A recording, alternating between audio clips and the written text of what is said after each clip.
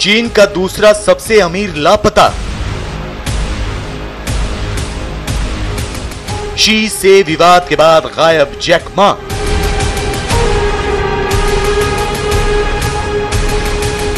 She के अपहरण gang का शिकार जैक।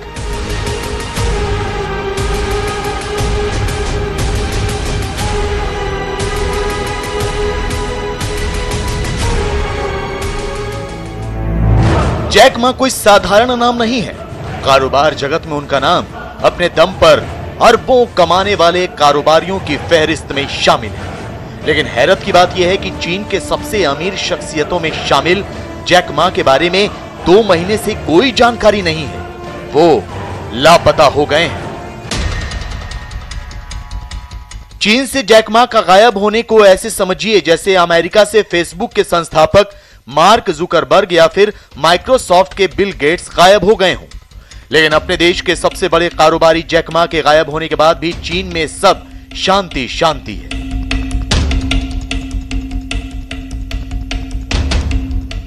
चीन में जैक मा के लापता होने पर भी इस शांति के पीछे बताया जा रहा है चीन के सबसे शक्तिशाली शी जिनपिंग का नाम।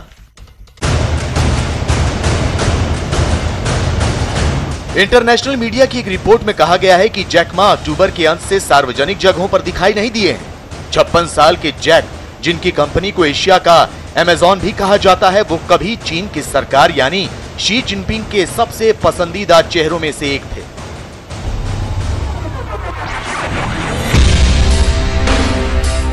लेकिन अब आई खबरों के मुताबिक जैक के गायब होने के बाद शी जिनपिंग की तरफ ही उंगली उठाई जा रही है। तो सवाल यह कि आखिर ऐसा क्या हुआ कि जैक रहस्यमयी तरीके से लापता हो गए और क्यों शी जिनपिंग पर उनके अपहरण के आरोप लग रहे हैं। इस रहस्यमयी गुमशुदगी की एक एक परत उधेड़ेंगे। लेकिन पहले जान लीजिए कि जैक मा हैं कौन, काम क्या करते हैं। जैक मा अलीबाबा ग्रुप की नींव रखने वाले कारोबारी हैं।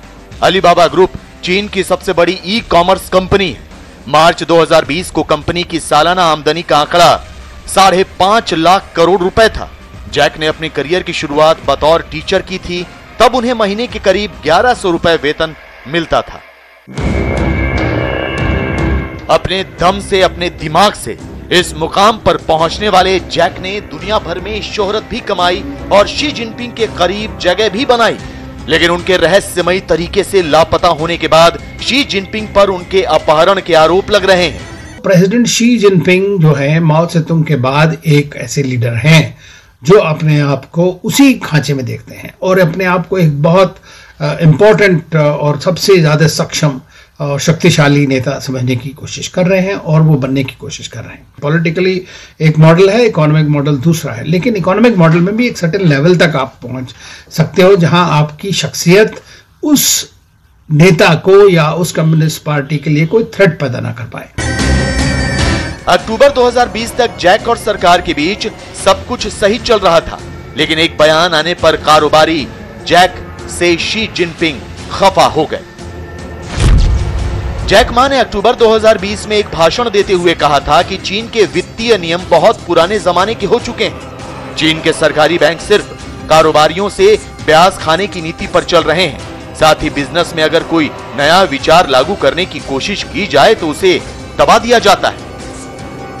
चीन की कम्युनिस्ट पार्टी जैक मा के इस बयान से भड़क गई। इसके बाद जैक मा के बुरे दिन शुरू हो गए। जैक सीधे सीधे शी जिनपिंग के निशाने पर आ गए। मैं ये समझता हूँ कि चीन में इस तरह की जो चीज है वो एक फियर साइकोसिस है।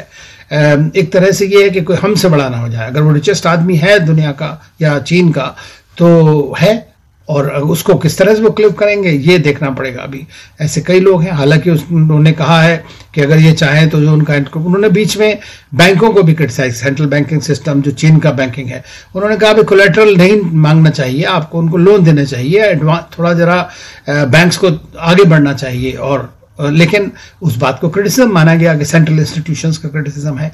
तो ऐसी बहुत सी चीजें जैक मा और उनके बीच में हुई हैं।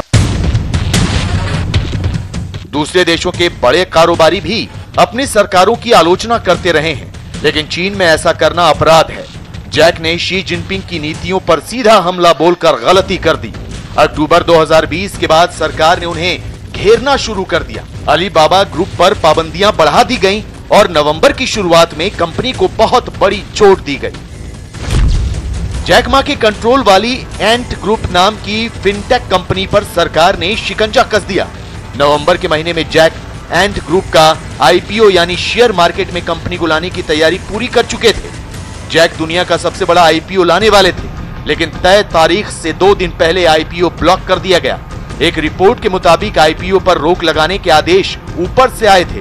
इसके साथ ही जैक के देश छोड़ने पर पाबंदी लगा दी गई। सरकार के इस फैसले से जैक की कंपनी को करीब 3.25 लाख करोड़ रुपए का नुकसान उठाना पड़ा। मैं जहां तक ये समझता हूं कि ये एक बड़ा ऐसा मूवमेंट है चीन के लिए कि जिसमें उनके अपने इकोनॉमिक इंटरेस्ट को अपने ही लोगों के द्वारा अंडरमाइन करने से अच्छा नहीं होगा। उनकी पॉलिटिकल लीडरशिप अगर उसको पूरी तरह कंट्रोल करना चाहती है तो फिर वो एक स्टेट इंस्टीट्यूशंस बन के रह जाएगा, स्टेट कंपनी बन के रह जाएगी, और उससे जो बाहर के फॉरेन इन्वेस्टर्स हैं, ऐसे ही चीन की इस वक्त साख बहुत गिरी हुई है। चीन में टेक कंपनी के पोस्टर बॉय पर पाबंदियों की मार ऐसी पड़ी कि कंपनी का शेयर बाजार में उतरने का प्लान भी डूब गया और इसके बाद जैक को किसी ने नहीं देखा। अक्टूबर के महीने की शुरुआत तक जैक अफ्रीका's बिजनेस हीरोज नाम के एक टीवी शो में नजर आते थे। Welcome to the Jack Ma's Foundation Africa's Business Hero Show. Take this PPT away. And the first place. वो जजों के पैनल में बैठते थे, लेकिन नवंबर में फाइनल एपिसोड से पहले उनकी जगह किसी और को दे दी गई। इसके बाद जजिंग पैनल के वेब पेज से उनकी फोटो भी हटा दी गई और प्रमोशन वीडियो से भी फुटेज हटा दिए गए। ये सब शुरू हुआ अक्टूबर के महीने में शी सरकार के खिलाफ एक बयान के बाद। चीन के सबसे अमीर शख्सियतों में शामिल जैक का परिवार भी नहीं जानता कि वो कहां हैं। आशंका है कि उनका अपहरण करके किसी अनजान जगह पर कैद रखा गया है। शी जिनपिंग अपने विरोधियों के सफाई के लिए जाने जाते हैं। सिस्टम से भ्रष्टाचारियों के खात्मे के नाम पर भी उन्होंने चुन चुन कर अपने विरोधियों को सलाखों के पीछे डाल दिया या फिर सूली पर टांग दिया था। शी जिनपिंग का कॉर्पोरेट को अपने शिकंजे में रखने का इतिहास पुराना है। जैक से पहले शी के निशाने पर आए थे रैन शिकियांग नाम के रियल एस्टेट कारोबारी। दिसंबर 2019 के महीने में कोरोना वायरस काबू करने में चीन पूरी तरह से नाकाम हो गया था। उस दौरान रियल एस्टेट कारोबारी रैन शिकियांग ने शी जिनपिंग की आलोचना की थी। उन्होंने शी जिनपिंग को महामारी काबू न कर पाने के बाद मस्खरा कहा था। इस बयान के बाद वो लापता हो गए थे। बाद में शिकियांग को 18 साल की कैद सुनाकर जेल में डाल दिया गया। विरोधी नेता हो या आलोचना करने वाले कारोबारी, मतलब साफ है कि जो जिनपिंग के खिलाफ मुंह खोलेगा उसे सजा मिलनी तय है। आज जो यूथ है चीन का, वो भी परेशान है। उसको भी अभी आप देखें तो बहुत सारे जो स्टार्टअप्स हैं वहाँ पे, कई मैंने डॉक्यूमेंट्रीज देखी हैं, उससे वो लोगों को भी परेशानी आ रही है, वो आगे नहीं बढ़ पा रहे हैं इस तरह से। तो उनमें भी एक तरह का रोष है। लोग बाहर से डिग्री करके आ रहे हैं, उनको भी ठीक तरह से नौकरियाँ नहीं मिल रही हैं, तो उनके साथ में भी ये प्रॉब्लम है। तो मैं जहाँ तक ये समझता हूँ कि ये एक बड़ा ऐसा मूवमेंट है चीन के लिए कि जिसमें उनके अपने इकोनॉमिक इंटरेस्ट को अपने ही लोगों के द्वारा अंडरमाइन करने से अच्छा नहीं होगा। चीन की कंपनियां भले ही दुनिया भर में कारोबार करें, उनके बॉस भले ही अरबों खरबों डॉलर कमाएं, लेकिन चीन में हर कंपनी, हर शख्स के असली बॉस शी जिनपिंग ही हैं। जो भी उनके खिलाफ बोलेगा, उनके अपहरण गैंग का शिकार हो जाएगा।